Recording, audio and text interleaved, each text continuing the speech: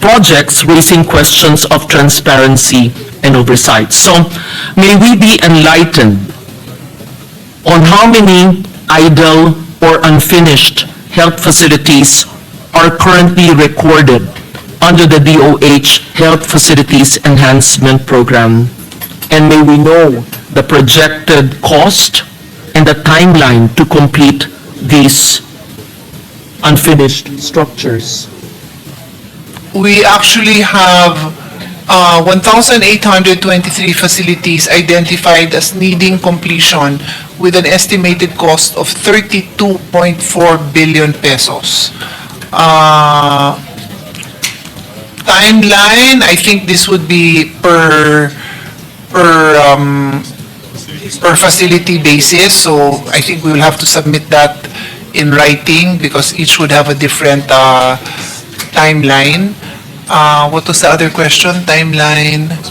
That was, so 32 billion to complete the more than 1,800 unfinished structures. That is the cost, yes. Yes. Yes, that is May correct. I know whether this 32 billion is already included in the NEP of DOH? It should be, because in our earlier interpellation of the DOH, of the DBM budget, they said that the priority would be on unfinished structures when I mentioned the Pero may DOH. budget ba for the And completion? it would be commonsensical for the DOH to present in its expenditure program and prioritize, aside from new construction, to prioritize the completion of unfinished projects. So is it in the NEP? So, it is not in the NEP, but when this representation reviewed the budget, it was our decision that definitely there is a need for funding, but we needed to get the details from the Department of Health to find out, which one are the easy fixes, like in the same way that I cannot give you an answer right now because I don't have the details. We needed the details to be able to provide the exact recommended figure, and that is also the stand of the Finance Committee Chair. So if we will get that, then I believe that the Finance Committee is open to it because this has been, I think, part of the discussion that let us just complete because there are so many that are in need of completion. Mr. President, Madam Chair, is it not supposed to be basic common sense for the agency to prioritize and submit the unfinished structures, considering that these are not mammoth buildings, but maybe 5, 10, 20 million structures? That should have been done on the first year of its GAA inclusion, and if not completed, perhaps on the second year at most. But for more than 1,800 health structures not completed, and the need for 32 billion to finish it, and DOH would have to ask the Senate to amend the budget to include 32 billion to finish it. It just baffles me why DOH did not include it in their NEP, unless the DBM did not accept it and made it on tier 2.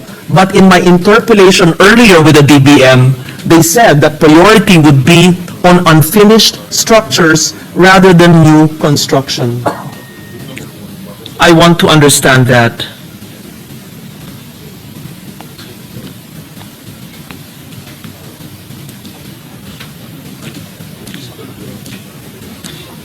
So actually, Mr. President, when I look at this, 32.4 billion is the cost of estimated cost to complete, and the bulk of that is with the hospitals, and there's 218 of them. So I asked the secretary, do you have the details? Meron naman, and that is actually in their tier 2 request. So nandyan pala sa tier 2. Kasi na-over na sila dun sa acceptable budget nila. There's a disconnect. If you listened earlier today in my interpellation of the DBM budget, they cited that their priorities would be not new construction, and I was referring to health, the chair is here, but on the priority of completing unfinished structure. And then here, at 11:04, I am told that it's in Tier 2 and it was not a priority.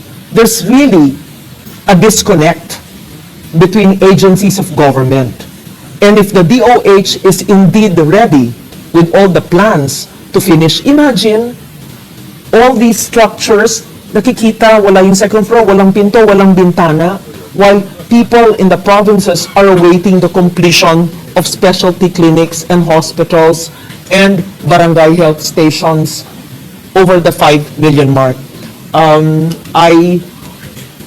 I expressed my frustration because I was informed earlier that the priority would be to finish incomplete structures. And if we do not amend the GAB and do not find the 32 billion in the GAA, which many call an insertion, but it is a necessary amendment, what happens to the people in the provinces who are awaiting the completion of these hospitals?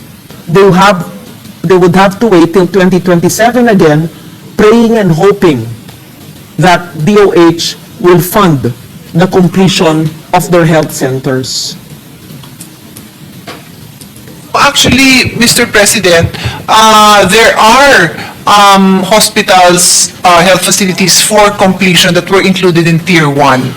But because there are so many that are in need of completion, there's a lot more left in Tier 2. May we ask for the list of the 1,800 centers? And just, let's be candid about it. Bakit po palaging ganyan? And this is not only in the time of Sec. Hermosa. Even when I was defending the health budget pre-pandemic, ganyan na rin ang problema. There's always some unfinished structure, and it's not just one or two. It's by the hundreds and hundreds and by the billions of pesos. So, why do they start to build at all if they do not complete it?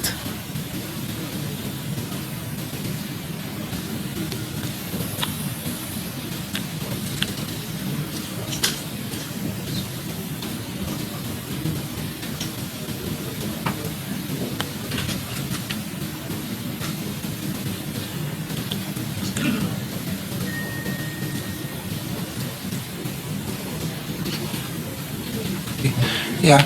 So, Mr. President, the reason it's like this, why are we like this? The reason we are like this, according to the Secretary, is because of the zero budgeting.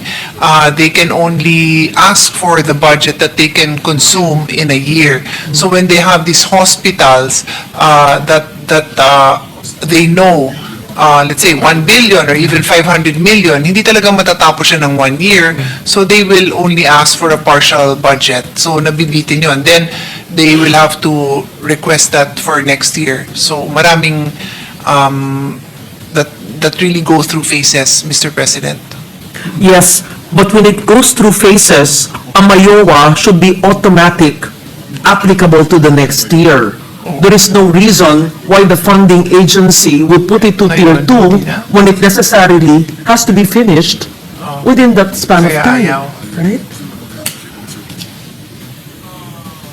I say, they used to be strict with the MAYOA, which would allow them to finish the project, but I don't know, maybe there's a huge amount of projects and they need to put their funds in other projects. So, nabibitin daw, naiipit daw yung pondo nila dun sa mga continuing projects. That's the answer of the Secretary. I will leave it at that. I would just simply request for the list of all incomplete buildings we will submit. in HFEP, whether it's a barangay health station, a malasakit center or polyclinic or regional or district hospital. But are there idle facilities which remain non-operational, not because of the incompleteness of the structure, but due to LGU staffing or local counterpart support? And what kind of coordination or even incentives does DOH do so that LGUs provide their counterpart?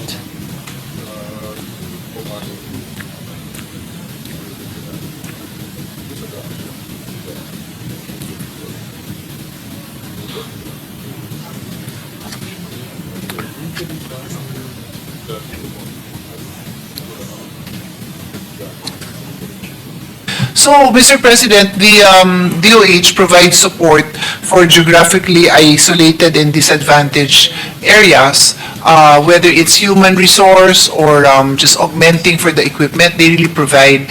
But because, again, I'll repeat, because healthcare is devolved, then the others who don't fall under this classification, and one more classification, yung just those in the 5th or 6th class municipalities, they also receive support.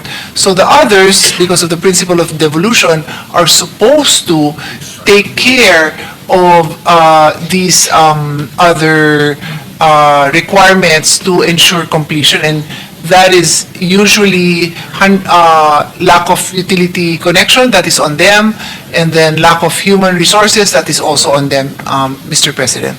So would DOH actually yield to a request of an LGU that is not capable of all these challenges on the ground? There must be some level of coordination, because why would DOH put a budget and build a health facility if the LGU would say that they are not capable of their local counterpart support, or would not have, let's say, a medical practitioner? So, Mr. President, they actually enter into MOA with these LGUs, and so they have to trust that the LGU would also comply with their obligation. If they don't, there is nothing they can do. They cannot take over for everyone. Of course, for example, when as we continue to have an issue with the rate of vaccination, what do you call it, the number, fully immunized child, then they will deploy. They will send vaccinators all over the country to vaccinate. And of course, this will be, what the areas that will be prioritized are those disadvantaged areas. They will really do that. But they have to count on the LGU to be able to provide their counterpart agreement, their counterpart commitments. I had this discussion also with my staff, Your Honor, and I was saying that to a certain extent, and I'm just telling DOH now as we speak, I think you can also, if it is that common for LGUs to renege on their agreement, you might want to assess what is the human resource capability in that region and in that area. Because if you know it's already on the low end, that goes back to our basic law on the Doktor para sa Bayan. We don't have an allied health professional law yet, but that is my bill, where we want to ensure that there is access to these health professionals all over the country. Kasi kung talagang ano lang sila sa Metro Manila, it's gonna be really hard to assume that they can get the human resource for these areas. Parang you're just creating a system that is going to fail because hindi talaga sila maka-attract ng mga tao doon. But, for example, kung doktor lang, and in the area, you know that there's already a local medical school there, then you know that the chances that they will be able to attract a doctor is quite high. So things like that, Mr. President, but that will not be resolved overnight. Okay. In my experience, when there's a polyclinic, and I'm referring to my province of Antique, it took them quite a while, and they had to request through me for a qualified medical practitioner to handle the polyclinic. So I'm wondering whether assessment was made, because tinayo yung polyclinic pero wala naman tao, wala mang papatakbo, walang nurse, walang doktor. In fact, it took some years before a nurse or a doctor could be deployed to that area. Having said that, I hope that the DOH would do closer coordination with LGUs so that structures are not built where local capability support is not given, or where there's no possibility